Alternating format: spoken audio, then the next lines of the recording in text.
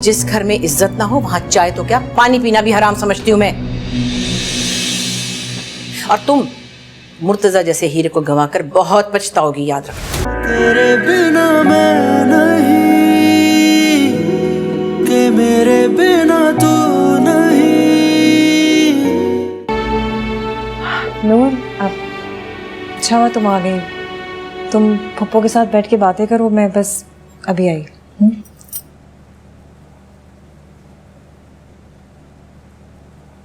साईं पप्पो। वालेकुम अस्सलाम।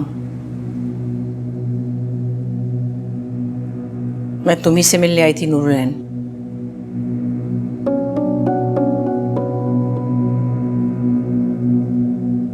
पप्पा, मुझे लगता है आपने बिला वजह ही सहमत की है। इस बात का क्या मतलब हो?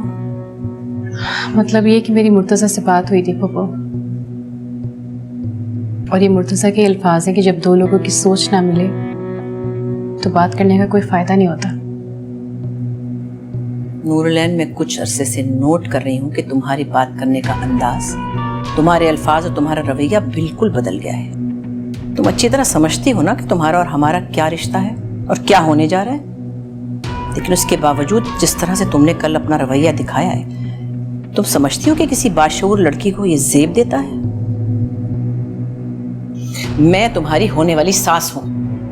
शादी की तारीख पक्की करने आई थी तुम्हारे लिए तोहफे तहाइफ लेकर, लेकिन जिस तरह से तुमने कल बात की, तुमने तो खड़े खड़े हम सबको जलील कर दिया हमारी ही नजरों में। आखिर मसला क्या है? कोई कमी रह गई हमारी तरफ से? पप्पो, मुझे खुशी है कि आपने अपनी बात सामने रखी। अब मैं अपनी बात भी कहना चाहती हूँ, और वो ये कि इसमें कोई शक नहीं है कि मैं आपकी बहुत इज्जत करती हूँ। और ये बात भी आपने बिल्कुल सही कही है कि मैं एक पढ़ी लिखी और बाशऊर लड़की हूँ।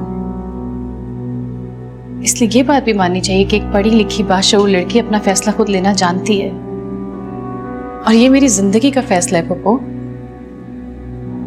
मुझसे पूछे बगैर किसी और को ये फैसला लेना जेब नहीं देता।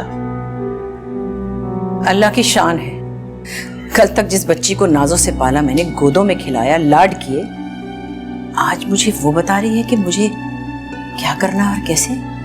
अगर मेरे बेटे ने तुम्हारी मोहब्बत के ख्वाब अपनी आंखों में सजाए थे तो इशारे तुम्हारी तरफ से भी थे। शुरू दिन से दोनों खानदानों में तय था कि तुम्हारी और मुर्तजा की शादी होगी, लेकिन मेरी समझ में नहीं आ रहा असल माजरा क्या है। तुम बता क्यों नहीं रही? फूफो, जो बात भी है मैं मुर्तजा के सामने रख चुकी हूँ। अगर आप मेरे मुंह से सुनना चाहती हैं तो सुनिए। मैं भी शादी के लिए तैयार नहीं हूँ फूफो, और अभी तो क्या, मैं अगले कुछ सालों तक बिल्कुल भी इस बारे में सुनना भी नहीं चाहती। मुझे अपना करियर भी तो देखना है, और वैसे भी शादी इंसान का एक बहुत जाती फैसला होता है, और मुझे नहीं लगता कि किसी को भी मेरे फैसले पर एतराज करने का कोई भी हक है।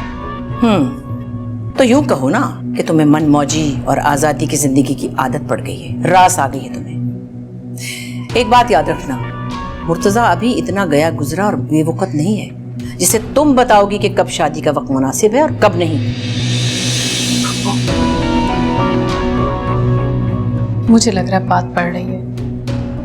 मुझे लगता है कि हमें मुर्तजा को बुला के बात करनी चाहिए, ठीक है ना? देखो बीबी, मैं मुर्तजा की माँ हूँ। उसकी गैर मौजूदगी में भी अगर कोई फैसला मैं कर लूंगी तो उसके लिए वो हर्फ आखिर होगा। और एक बात अच्छी तरह याद रखना, मैं मुर्तजा की शादी इसी साल करूंगी, बल्कि चंद महीनों में कर दूंगी। वो मेरी बात सुने, देखिए इस तरह की बातें आराम से तहम्मुल से बैठ के की जाती हैं। आप बैठिए। रिदा, चाय दो पप्पो को। बैठे। जिस घर में इज्जत ना हो वहां चाय तो क्या पानी पीना भी हराम समझती हूँ मैं।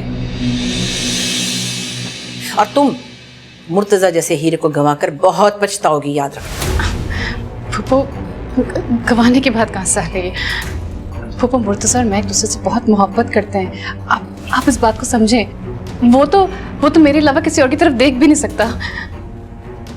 वसीम आए तो उसे बता देना कि मेरी तरफ से और मुर्तजा की तरफ से खत्म है ये रिश्ता। वो ये क्या कह रही हैं आप? पप्पो मेरी बात।